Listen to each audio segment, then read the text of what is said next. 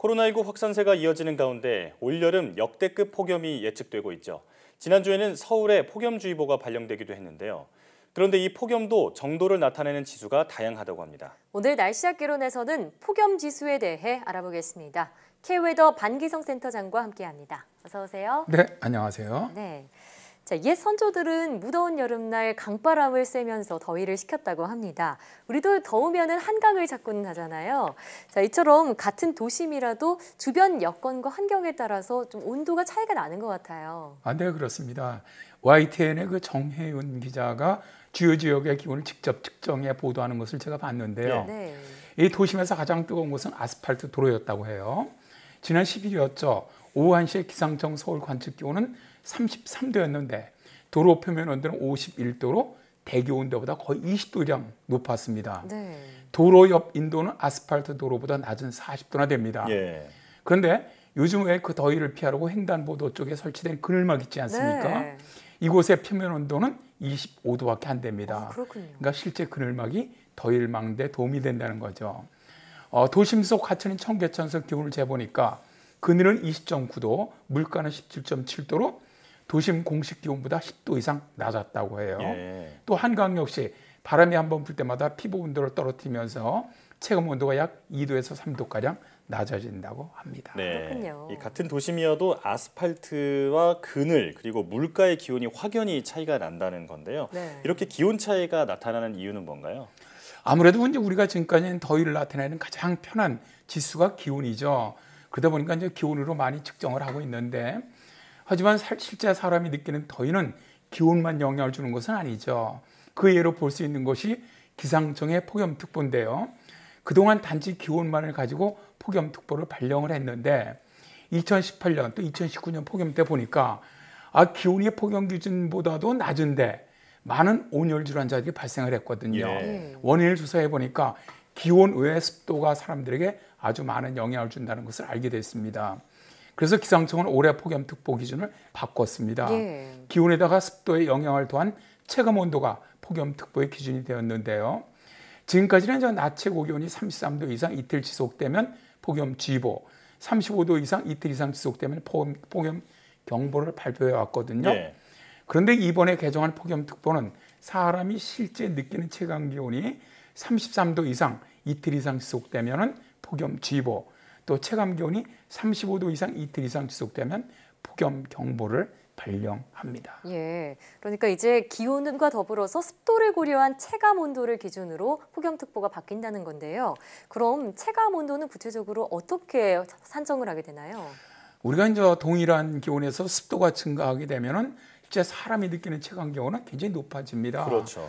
그래서 이제 기상청에서 만든 체감 온도는 기온이 30도에서 40도 범위입니다. 네. 이때 습도 50%를 기준으로 해서 여기에서 습도가 10% 증가할 거나 혹은 감소함에 따라서 체감하는 온도가 약 1도 증가 혹은 1도 감소로 설정하는 겁니다. 예. 예를 들어 본다면요. 기온이 33도입니다. 근데 이때 습도가 40%라면 1도가 감소하면서 체감 기온은 32도가 되는 것이고요. 네.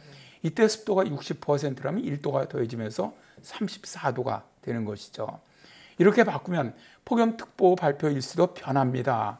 기상청이 분석해본 폭염특보 개선으로 인한 폭염 발표 횟수는 내륙 지역으로는 평균 0.31 정도 감소를 하는데 예. 반면 상대적으로 습도가 높은 해안 지역은 평균 8.61 정도 증가하면서 전국적으로는 3.7 정도 늘어날 것으로 예상을 했어요. 예. 한편 기상청은 폭염특보에 체감온도를 도입한 것 외에도 급격한 체감온도 상승 또는 폭염의 장기화로 피해가 예상되는 경우에는 폭염특보를 발표할 수 있도록 또 기준을 바꾸었습니다. 네, 지금 말씀하신 것처럼 기온뿐만 아니라 습도가 포함되어 있는 이 새로운 개념 폭염특보를 발령하면 국민의 건강 관리에 더욱 도움이 될 것 같은데 어떻게 보시나요?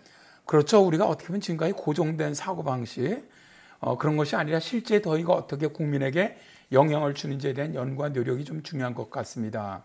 그런데 실제 더위는 기온과 습도로만 다 나타낼 수는 없어요. 예. 제가 이제 공군에서 기상장교를 근무할 때 보면은 활주로에서 근무하는 사람들이 굉장히 많아요. 예. 근데 뜨거운 여름날 활주로에 달걀을 딱 깨뜨리면 달걀 후라이가 될 정도로 무척 덥습니다. 예. 문제는 기온만이 아니라 활주로에서 올라오는 복사열 또 일사 영양 등도 있거든요. 예. 그래서 당진 그 지휘관에게 폭염 시에 활주로에서 근무하는 병사들의 건강을 고려한 근무를 조언한 적도 있습니다. 네. 공군에서는 병사들에 의해서 야외 훈련이나 작전을 할 때 사용하는 무더위 지수가 있습니다. 바로 WBGT 지수입니다. 네, WBGT 지수 사실 이름도 참 생소한데요. 조사를 해보니까 기온과 습도뿐만이 아니라 여러 가지 기상 요소를 종합적으로 고려한 그런 수치라고 하더라고요. 자, 그러면 어떤 요소가 구체적으로 반영이 되어 있나요? 실제로 우리가 이제 35도라고 하더라도 그런 폭염이라고 하더라도 지역에 따라서 습도나 기류 등에 따라서 신체가 느끼는 정도가 천차만별입니다. 네. 그래서 어떻게 보면 전문적인 관측 또 관리가 필요한 재난이라고 저는 폭염을 보는데 예.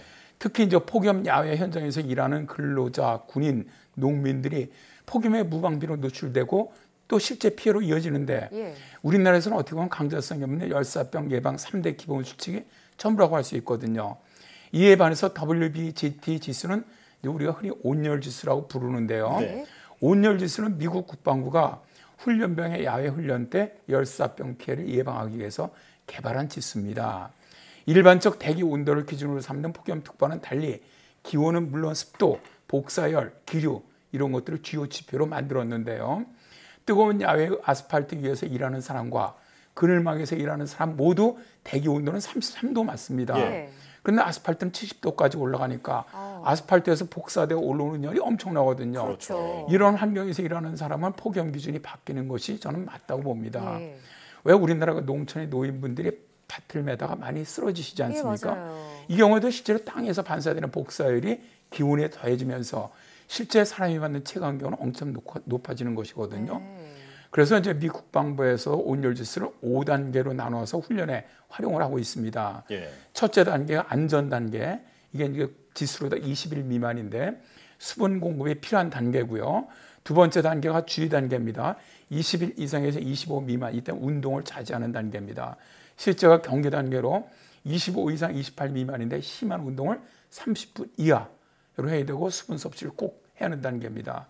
넷째가 위험 단계인데 28 이상 30일 미만으로 심한 운동을 자제하고 휴식을 해야 되고 수분을 꼭 섭취해야 하는 단계고, 다섯째가 매우 위험한 단계입니다. 30일 이상인데 이때는 가급적 야외 활동이나 외출을 제한하는 이런 5단계로 운동 및 야외 활동 지표를 알려주면서 온열 질환을 예방하게 하는 것이죠. 네, 지금 온열 지수를 설명해 주셨는데 기온뿐만 아니라 대지의 복사열이라든지 다양한 요인들을 반영한 수치라고 말씀해 주셨습니다. 네.